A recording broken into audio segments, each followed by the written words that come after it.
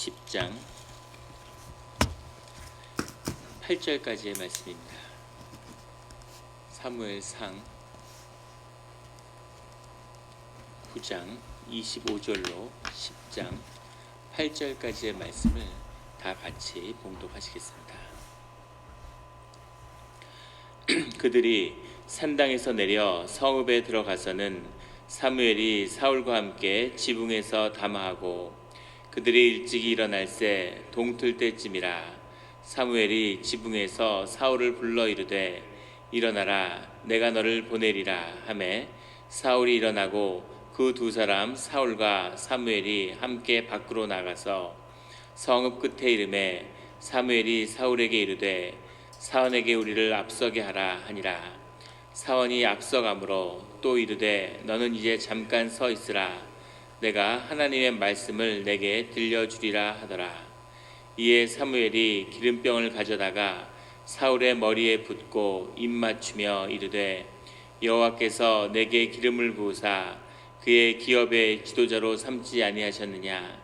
내가 오늘 나를 떠나 가다가 베냐민 경계의 셀사에 있는 라헬의 묘실 곁에서 두 사람을 만나리니 그들이 내게 이르기를 내가 찾으러 갔던 암나기를 찾은지라. 내 아버지가 암나기들의 염려는 놓았으나 너희로 말미암아 걱정하여 이르되 내 아들을 위하여 어찌하리요 하더라 할 것이요. 내가 거기서 더 나아가 다볼 상수리 나무에 이르면 거기서 하나님을 배우려고 베델로 올라가는 세 사람을 만나리니 한 사람은 염소 새끼 셋을 이끌었고 한 사람은 떡 세 덩이를 가졌고 한 사람은 포도주 한 가죽 부대를 가진 자라. 그들이 내게 문안하고 떡 두 덩이를 주겠고 너는 그의 손에서 받으리라. 그 후에 내가 하나님의 산에 이르리니 그곳에는 블레셋 사람들의 영문이 있느니라. 내가 그리로 가서 그 성읍으로 들어갈 때에 선지자의 무리가 산당에서부터 비파와 소고와 저와 수금을 앞세우고 예언하며 내려오는 것을 만날 것이요. 내게는 여호와의 영이 크게 임하리니 너도 그들과 함께 예언을 하고 변하여 새 사람이 되리라. 이 징조가 내게 임하거든 너는 기회를 따라 행하라. 하나님이 너와 함께 하시느니라. 너는 나보다 앞서 길갈로 내려가라. 내가 내게로 내려가서 번제와 화목제를 드리리니 내가 내게 가서 내가 행할 것을 가르칠 때까지 7일 동안 기다리라. 아멘. 다 같이 묵상 기도를 드리겠습니다.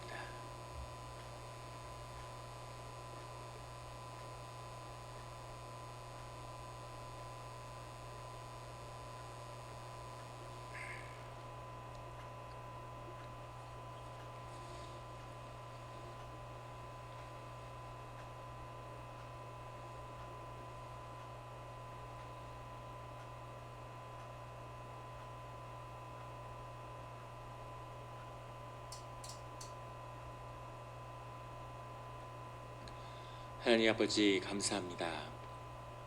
주의 음성을 듣고자 저희가 새벽 제단 앞에 모였습니다.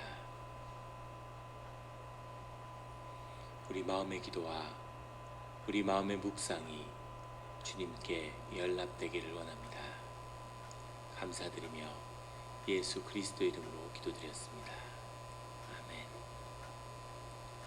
오늘 사무엘상 9장 25절의 말씀은 이렇게 시작하고 있습니다. 그들이 산당에서 내려 성읍에 들어가서는 사무엘이 사울과 함께 지붕에서 담화하고 사무엘이 사울과 함께 주 안에서 교제하는 모습이 나타나고 있습니다.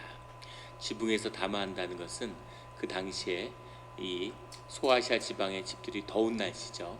지붕에다 정원을 만들고 지붕에다가 흙을 두고 풀을 심는 정원을 지붕에 가꿨다 그러죠. 그래서 날씨가 더우니까 해질녘에는 낮에 이 건물을 달구고 난 뒤에는 올라와서 그 지붕 위에서 응접실처럼 거기서 대화를 나눴다고 합니다. 그래서 사울과 사무엘이 거기서 이야기를 하는데 그들이 일찍 일어날새 동틀 때쯤이라 오랜 시간 서로 교제하면서 서로에 대해서 알아간 거죠. 그런데 사무엘은 나이가 적어도 50이 넘은 그런 그 당시에는 노년에 접어든 이스라엘의 최고 지도자이고 그리고 사울은 이제 갓 청년입니다. 아이 같은 그런 청년인데 그들이 주 안에서 교제했다는 거죠. 대화를 나누고 상대방을 존중하고 그의 이야기를 듣는. 그래서 사무엘이 사울이 어떤 사람인가 하는 것도 엿보았지만 사무엘이 왜 평생토록 주님이 함께 하셨는가 하는 것을 보게 됩니다. 하나님께 순종하는 자고 하나님이 왕으로 세웠다고 하니까 이 젊은 이 어린 청년을 어린아이 같은 청년을 주 안에서 주님처럼 예우하는 그런 모습을 보게 되죠. 그를 제사장 같은 왕 같은 제사장으로 제사장 같은 왕으로 또 주 안에서 형제로 그렇게 예우하는 그런 사무엘의 모습을 보게 됩니다. 이런 겸손한 모습으로 늘 주님께 순종해서 주님의 임재가 떠나지 않는 우리의 신앙의 자리가 되기를 예수 그리스도 이름으로 축원합니다. 이제 그 교제를 끝내고 사울을 돌려보내는데 사환을 앞서서 보내고 마을 끝까지 그를 환송하기 위해서 나온 뒤에 마지막으로 주님이 주셨던 사무엘에게 주었던 이제 사울에게 기름 붓는 그 역사가 시작되는 거죠.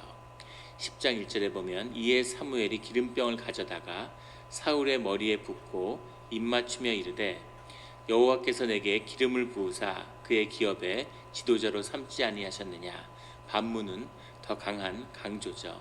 주님께서 기름을 부어서 주님이 이루고자 하는 그 일 가운데 너를 지도자로 삼고 하나님이 축복하셨다라는 확증을 사무엘이 사울에게 주고 있습니다. 하나님이 기름 부으심을 통해서 하나님의 영이 임하는 거죠. 기름에 신비한 것이 아니라 이 기름이라고 하는 기름 부음이라고 하는 예식을 통해서 하나님의 영이 임하는 겁니다. 그렇게 주님을 맞아들이고 우리의 예배도 예식도 절기도 다 마찬가지죠. 그렇게 주님을 영접하는데 사울에게 기름을 부었다고 해서 하나님의 영의 감동이 바로 일어나는 것이 아니라 그 소명의 확증 가운데 그것이 사울의 소명으로 사울이 받아들이고 주 안에서 합당한 지도자로 성장하는 그 시간과 절차가 필요하다는 것을 성경은 말씀하고 있습니다. 그래서 오늘 사무엘상 10장의 말씀은 아주 의미 있고 귀한 것이죠. 그 기름 부음을 받은 사울이 이제 주님의 이 길을 떠나서 시작하게 되는데 2절에 보면 라헬의 묘실 곁에서 두 사람을 만나르니 세 번의 단계에 걸쳐서 자신이 받은 소명이 주 안에서 무엇인지를 확증하는 그것을 믿음을 가지고 그것을 점점 확신하며 주님께 나아가는 단계가 필요한 거죠. 사울은 잃어버린 암나귀 찾으러 왔다가 갑자기 스스로 왕으로 부름을 받았다고 이야기를 듣고 하나님의 기름 부음을 받았습니다. 하나님의 부르시지만 아직 사울은 하나님의 부르심을 그 심령의 축복을 자기 것으로 받아들이고 내면화하고 의식화할 수 있는 그런 준비가 되어 있지 않죠. 그래서 그것을 이루어가는 과정들이 오늘 말씀 가운데 이루어지는 겁니다. 그 첫 번째는 라헬의 묘실 곁에 있는 두 사람을 만나는 것인데 그들이 그 암나귀가 어떻게 되었는지 그리고 아버지가 어떻게 되었는지 아버지도 이 사울을 염려하고 있지만 사울도 아버지가 염려하는 것을 염려하고 있죠. 그 내용을 처음 보는 두 사람이 알려줄 거라고 얘기합니다. 라헬의 묘실 곁에서 라헬은 베냐민의 엄마죠. 라헬이 야곱의 부인으로서 베냐민을 낳다가 먼저 하늘로 가게 됩니다. 그래서 베냐민 지파에서 지도자가 나온 그 의미에서 라헬의 묘실에서 하나님의 계시를 확인한다는 것은 의미가 있는 거죠. 베냐민 지파를 다시 세우시는 주님의 뜻을 확인할 수 있는 겁니다. 두 사람을 만났다는 것은 두 사람이라고 하는 건 늘 성경에 나오는 두 사람을 보내고 두 사람은 증인이라는 의미가 가지고 있죠. 두 사람이 증거하는 것은 서로가 서로에게 증인이 돼서 움직일 수 없는 한 사람이 전했다 그러면 여러 가지 그 증거에 변화가 있을 수 있겠죠. 그 사람의 생각이 하지만 두 사람이 있으면 객관적이 될 수 있는 겁니다. 여러 사람이 있으면 또 그 안에 역동이 일어나서 무리의 생각이 일어날 수 있죠. 하지만 두 사람이라고 하는 것은 항상 움직일 수 없는 증인의 뜻이 들어있는 거죠. 그래서 라헬의 묘실에서 두 사람을 만나서 그 두 사람을 통해 하나님의 말씀을 듣게 됩니다. 3절에 가면 내가 거기서 더 나아가서 거기서 한 발자국 더 주님께 나아가는 거죠. 다볼 상수리 나무에 이르면 상수리 나무라는 것도 늘 제단이 세워지기 전에 아브라함이 나와서 상수리 나무 앞에서 제사를 지내죠. 하나님의 신이 임하는 자리라고 그 시대의 사람들이 믿었던 신성한 자리 상수리 나무 앞에 나아가서 거기서 하나님을 배우려고 베델로 올라가는 세 사람을 만나리니, 베델이라고 하는 것은 아브라함과 야곱이 제단을 쌓았던 곳이죠. 영적으로 그 의미가 있고 이스라엘 역사 가운데서 아주 소중한 그 베델 지역으로 올라가서 그 올라가는 세 사람을 만나리니, 한 사람은 염소 새끼 셋을 이끌었고 한 사람은 떡 세 덩이를 가졌고 한 사람은 포도주 한 가죽 부대를 가진 자라. 그들이 제사하기 위해서 올라가는 자들인데 그 자들을 만나게 된다는 겁니다. 그런데 4절에 그들이 내게 무난하고 떡 두 덩이를 주겠고 너는 그의 손에서 받으리라. 주님께 제사하러 가는 자의 제물을 받는, 이것도 처음에 이 준비된 구별된 넓적다리와 거기에 붙은 것을 대접받았던 사울이 이제 다시 상수리 나무에 제사로 올라가려는 자들의 그 제사 음식을 받아서 먹게 된다는 거죠. 이것이 하나님의 기름 부은 자의 가는 길이 어떠한 것인가를 보여주는 겁니다. 그들이 떡덩이를 사울에게 주는 거죠.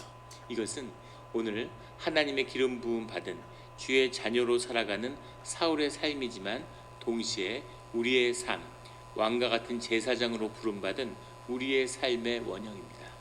그래서 하나님의 기름 부음을 받은 자는, 하나님의 부르심을 받은 자는, 하나님의 자녀로 부르심을 받은 자는 하나님이 하나님의 사람을 통해 떡덩이를 주는 것이죠. 그것을 먹고 사는 겁니다. 그리고 하나님의 일을 감당해야 되는 거죠. 이것이 하나님의 길을 가는 사람들의 모습이에요. 내가 농사져서 내가 내 떡을 먹는 것, 이것은 하나님의 사람의 길이 아니고 하나님의 채우심의 역사가 있다는 거죠. 하나님이 세상에 쌓은 재물을 더하시는 역사가 있어야 된다는 겁니다. 그것을 통해서 하나님의 일에 전념하는 거죠. 하나님은 우리의 삶을 돌보시고 나는 하나님의 일을 감당하는, 이것이 하나님의 부름을 받은 자, 기름 부음을 받은 자들의 삶의 길이라는 것을 사울의 이 시작이 보여주고 있습니다. 이런 삶이 시작되는, 이런 삶을 사는 우리 성도님들의 삶의 자리가 되기를 예수 그리스도 이름으로 축원합니다. 이런 은혜를 누리는 거죠. 남보다 잘 살고 떡두덩이가 별거겠어 하지만 아무것도 얻을 수 없는 자리, 생각할 수 없는 자리에서 주님이 주시는 것이기 때문에 귀한 거죠. 이것을 먹고 주님이 주시는 것만을 먹으며 주님의 것으로 채우는 삶을 살아가는 것입니다. 이것이 주님의 인도하심을 받는 자들의 삶이에요. 주님의 인도하심을 받는 자들은 절대 생존의 굴레에 묶여서는 안 됩니다. 묶일 수도 없는 거죠. 그것을 넘어서는 생명의 삶을 사는 겁니다.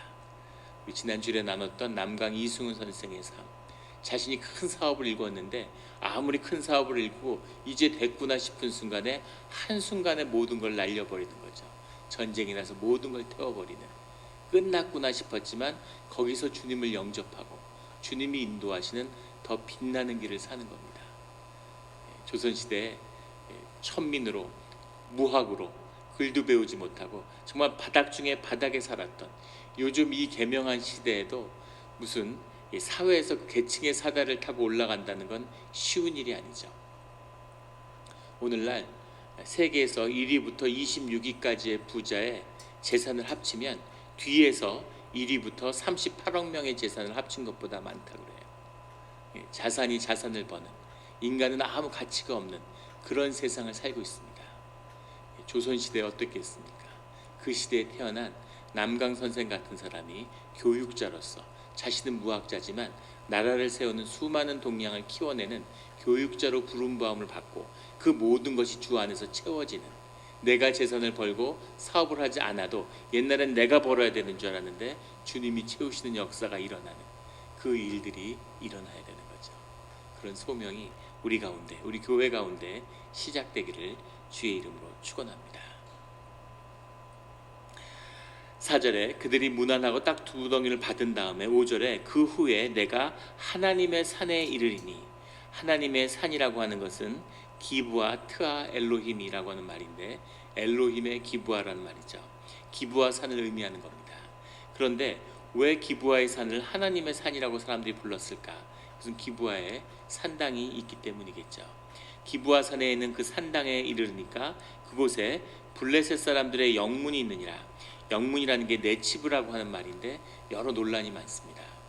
이것이 이스라엘을 다스리기 위한 블레셋의 통치 기구, 통치 기관 같은 것이 이곳에 있었다라는 해석도 있고, 또 영문이라는 것이 기둥이라는 뜻이 들어있기 때문에 하나님의 신성을 상징하는 블레셋을 상징하는 두 문을 세웠다, 그런 해석도 있는데 다 맞을 수 있겠죠. 분명한 것은 후대에 사울이나 다윗 때 이 영문을 점령하고 공격하는 그런 기사들이 나옵니다, 성경에. 그래서 이것이 블레셋의 통치 기관과도 연관이 있다는 것을 볼 수 있는 거죠.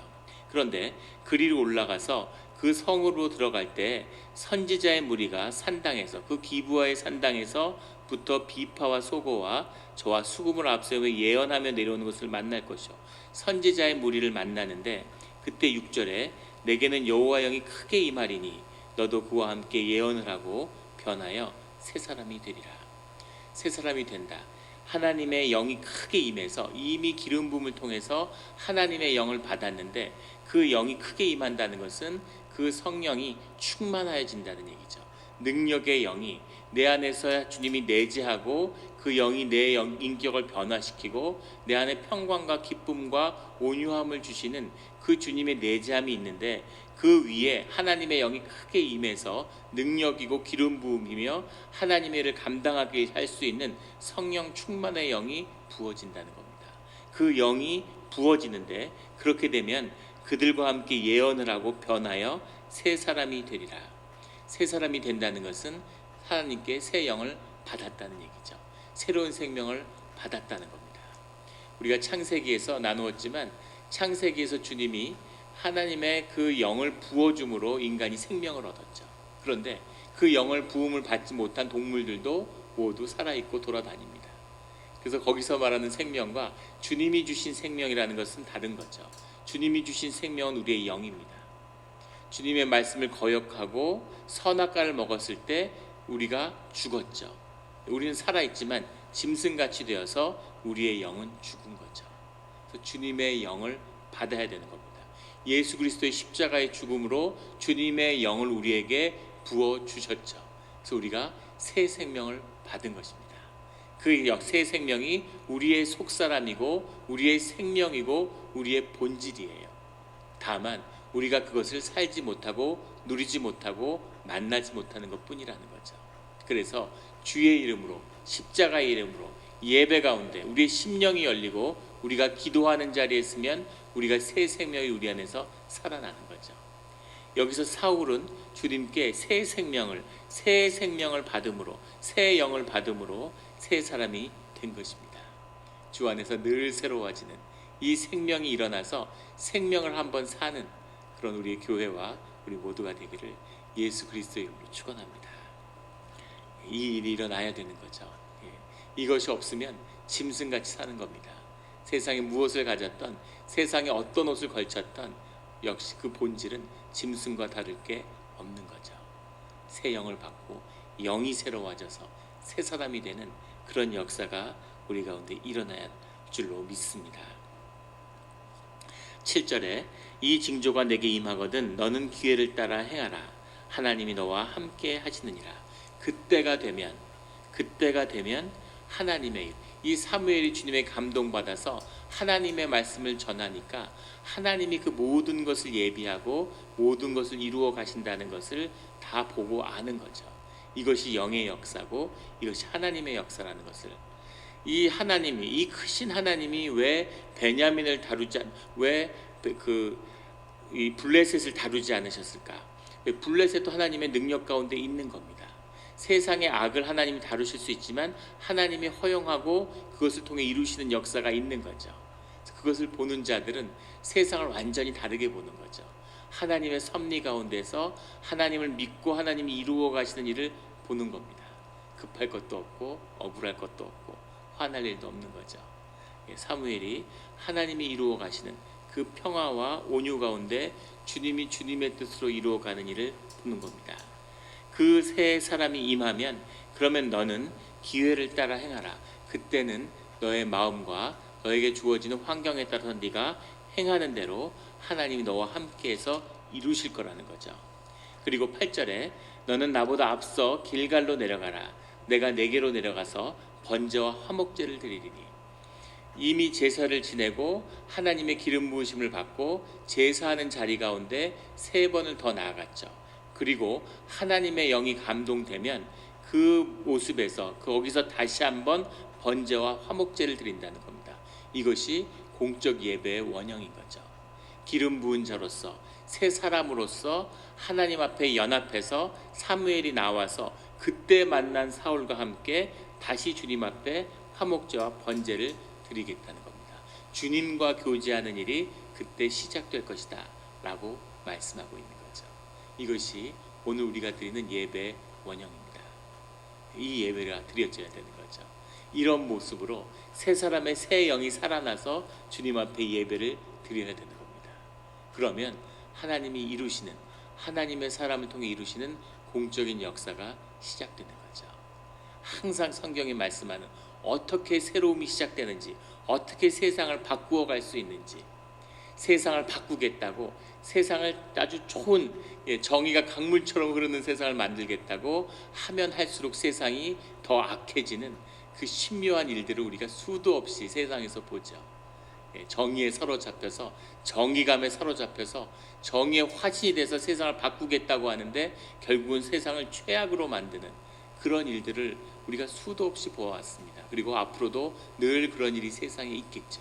그런데 이 사사시대의 끝과 새로운 시대가 시작되는 여기 역사에서 보는 것처럼 세상을 바꿀 수 있는 그 새로움의 시작은 오직 하나님께로부터 가능하다는 것을, 그것을 만나는 그 문을 여는 것이 예배입니다. 그래서 예배가 세워지고 예배에 합당한 사람으로 설 수 있어야 되는 거죠. 예배에 합당한 자들이 드리는 것이 예배입니다.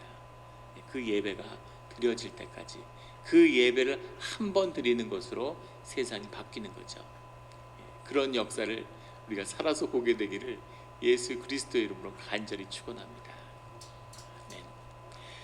내가 내게 가서 내게 행할 것을 가르칠 때까지 번제와 화목제를 드릴 텐데 내가 내게 가서 내가 행할 것을 가르칠 때까지 7일 동안 기다리라.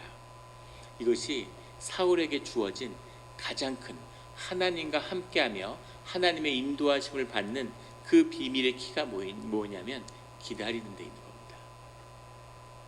우리가 기억하죠. 암나기를 찾으러 나온 사울이 보통 사람 같으면 동네에서 찾고 말았을 거예요. 근데 사울은 호기심이 왕성하고 그리고 의욕이 넘치는 사람입니다. 그래서 이 아이 같은 청년이 자기 마을에서 한 번도 벗어나 보지 못한 이 청년이 마을을 벗어나서 나귀를 찾겠다고 하나님의 사람을 만나러 찾아왔죠. 그러니까 사무엘의 그 장점은 사울의 장점은 바로 이런 호기심과 의욕에 있는 거예요. 그런데 이 장점이 주님 안에서 장점이 되려면 늘 장점과 단점은 동전의 양면처럼 붙어 있는 거죠.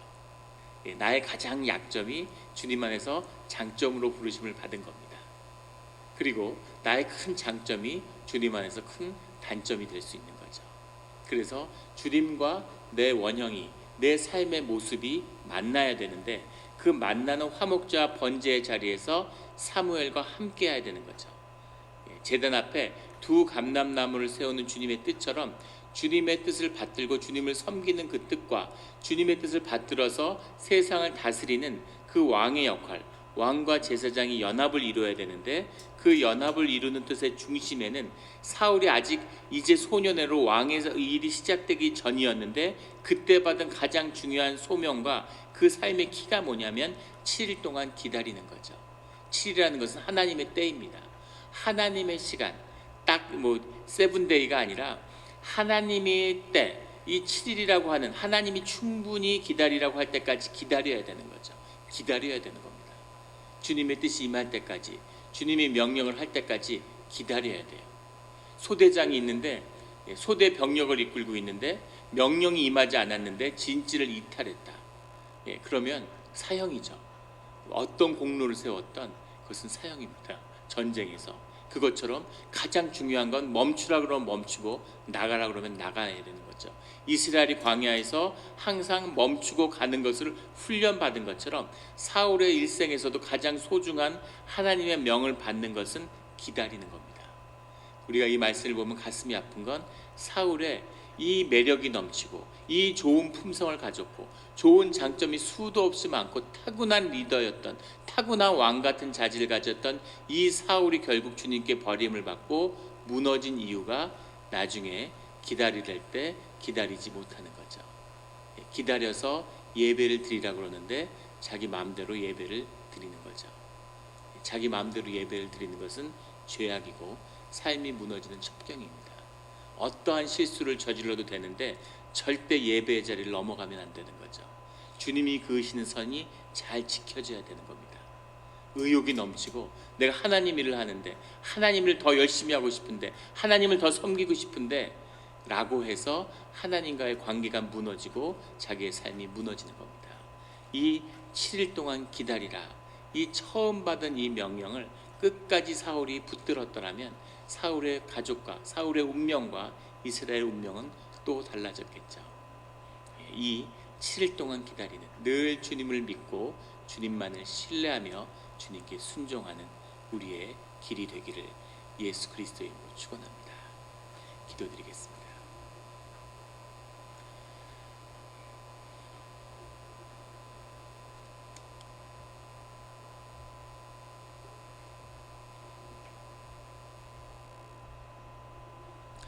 하나님 아버지 감사합니다. 오늘 귀한 말씀, 또 큰 말씀을 주시니 감사합니다. 이 말씀을 마음에 새기며 마음으로, 심령으로 간직하고 우리의 정말 심령의 마음판에 새겨서 늘 지키는 우리의 신앙과 기도하는 자리가 되게 하여 주시옵소서. 주님의 기름 부음을 받고 주님의 새 사람이 되어서 새로운 길이 열리는 것을 보게 하여 주시옵소서. 주여 아버지여, 공적 예배가 우리 가운데 드려져서 예배가 무엇인지를, 하나님이 예배를 통해서 어떻게 세상을 바꾸는지를 보는 그런 우리들이 되게 하여 주시옵소서. 이런 예배와 새 역사의 시작이 간절히 필요합니다. 주님, 타락하고 상상할 수 없었던 그런 통치의 붕괴와 무질서와 혼란이 온 세계를 다 휩쓸고 있는 것을 보게 됩니다. 정말 소망이 없는 것인지, 정말 길이 없는 것인지, 하지만 주님 안에서 또 주님이 인도하시며 주님이 이끄시는 새로운 길이 시작되고 있고 준비되고 있음을 믿습니다. 주님, 그 일들이 예배를 통해서 온전히 주님의 뜻이 이루어지는 그 시작이 되기를 원합니다. 주님이 말씀하실 때까지 7일 동안 기다리는 자가 되게 하여 주시옵소서. 마음이 답답하고 마음이 급해서 의욕이 앞세워서 주님이 기다리라고 하는 자리에서 먼저 일어나서 움직여서 화를 맞는, 그 주님이 기름 부으며 축복하신 모든 일들을 물거품으로 만드는 이 사울과 같은 비극적인 악하고 어리석은 자리가 아니라 복되고 축복된 자리가 되기를, 주님을 만나고 주님의 부르심을 받은 이 자리가 끝까지 순종함으로 주님의 일이 이루어지는 것을 보는 우리의 기도와 삶의 자리, 믿음의 자리가 되기를 소원합니다. 감사드리며 예수 그리스도의 이름으로 기도드렸습니다.